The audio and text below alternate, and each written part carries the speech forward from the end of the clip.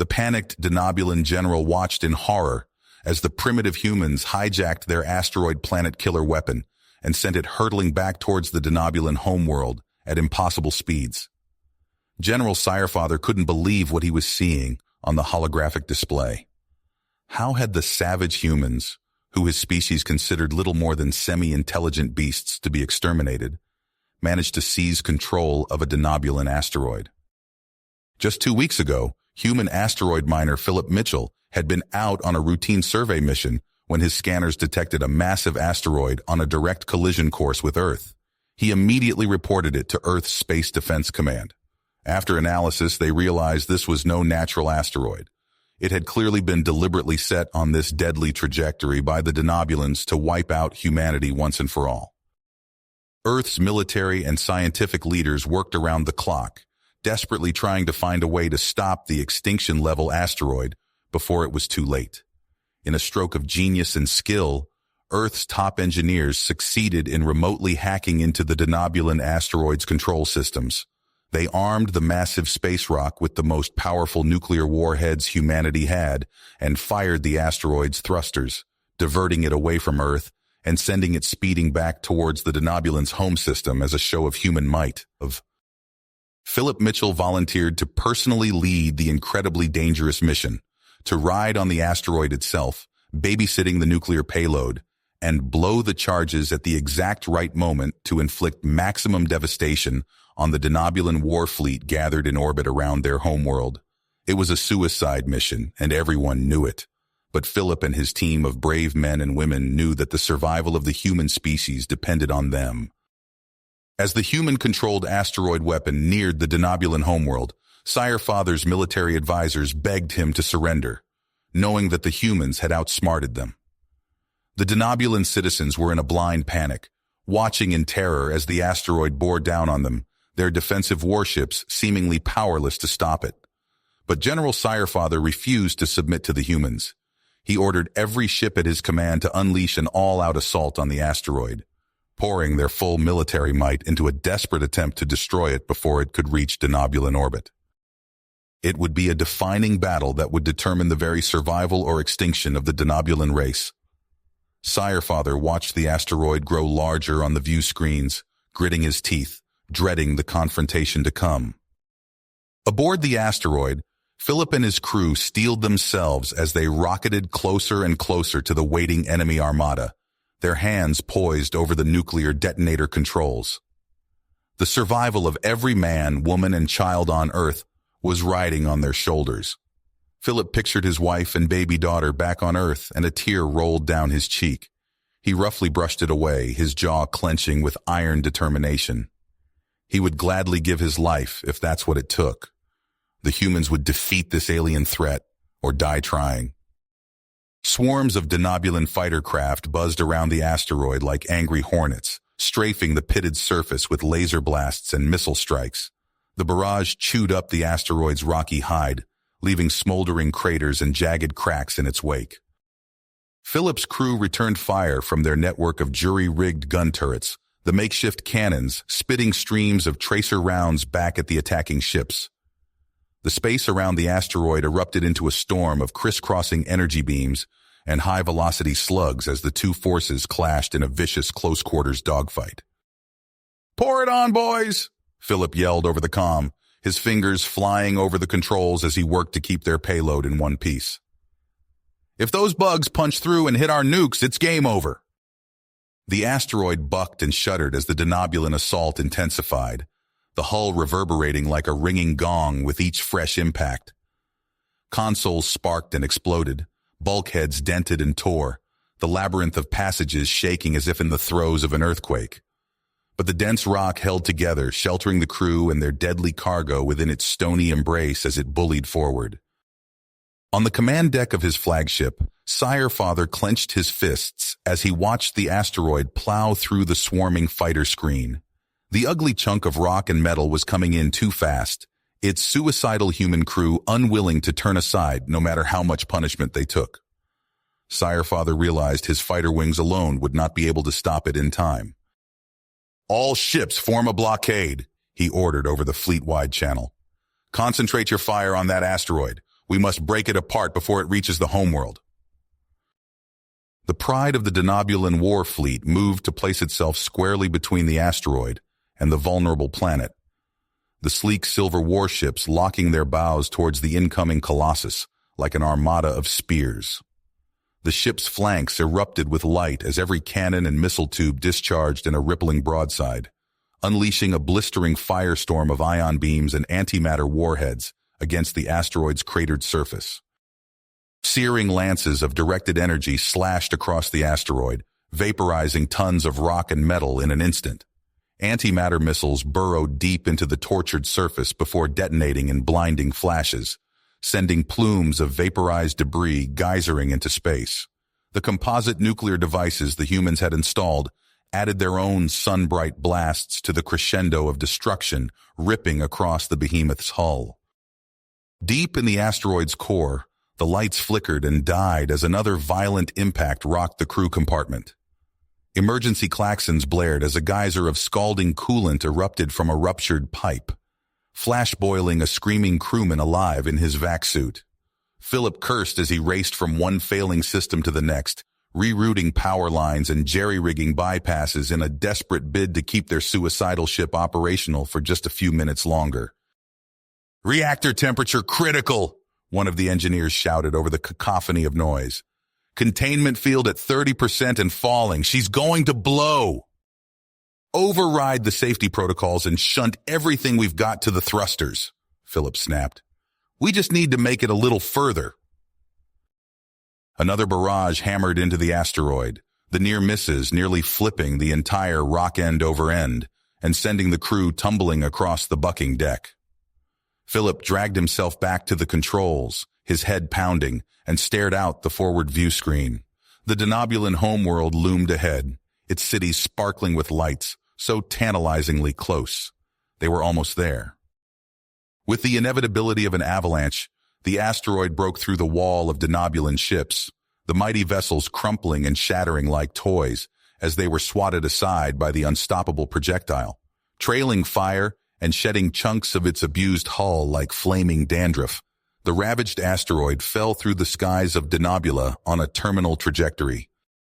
Philip's hands flew to the trigger of the nuclear arsenal, his breath coming in deep, ragged gasps within the confines of his helmet. This was it, the end of the line for him and his crew, but their sacrifice would save the human race.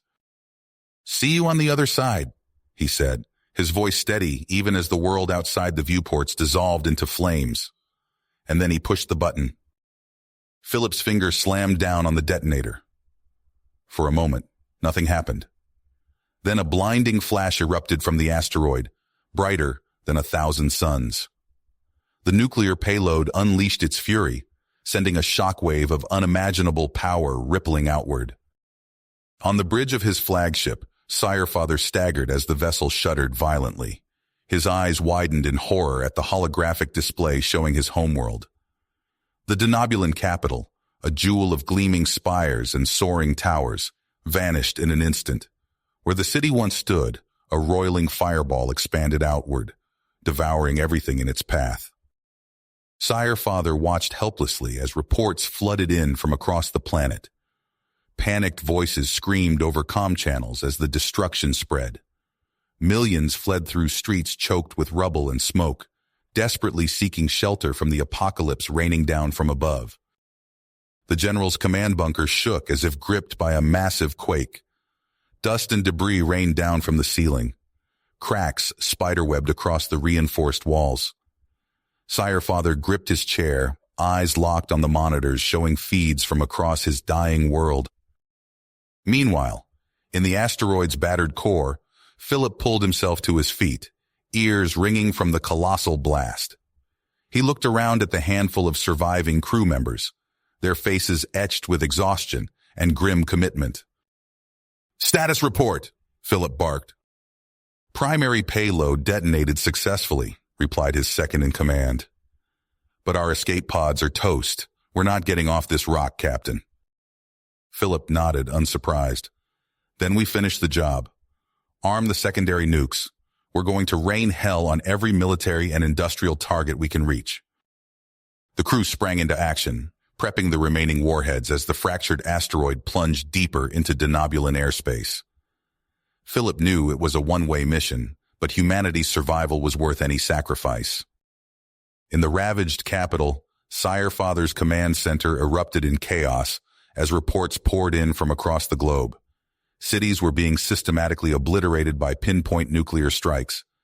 His mighty space fleets hung impotently in orbit, reduced to mere spectators as their homeworld burned. "We have to evacuate," shouted one of Sci-Fi's advisors. "It's our only chance." Sci-Fi nodded grimly. "Send the order. All remaining ships are to begin loading civilians immediately. We'll use the Orc ships in orbit to preserve as much of our people as we can." But even as the evacuation order went out, Philip targeted the mass driver stations supplying the orbiting Orc ships. Nuclear fire rained down, destroying the Denobulan's escape route in a storm of atomic fury. Sci-Fi stared at the tactical display in disbelief. Their homeworld was now an irradiated wasteland. Their space fleet was crippled, and now their last hope of escape had been cut off. The awful truth sank in. They faced total extinction at the hands of the humans. As Philip's asteroid fortress bore down on the final Denobulan stronghold, he readied the last of his nuclear arsenal. His finger hovered over the launch controls. One more strike would finish the Denobulans for good. A transmission crackled over the comms. It was Sci-Fi.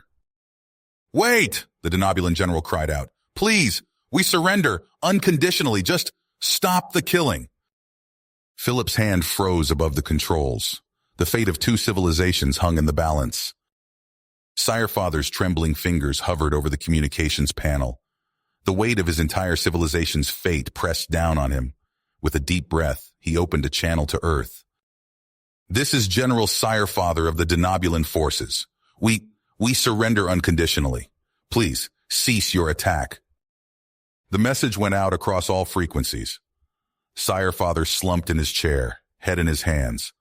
Around him, his generals exchanged stunned glances. But aboard the asteroid fortress, Philip Mitchell's face twisted into a snarl. The human's eyes burned with a manic gleam as he stared at the incoming transmission. Surrender? After what they did to Earth? Never.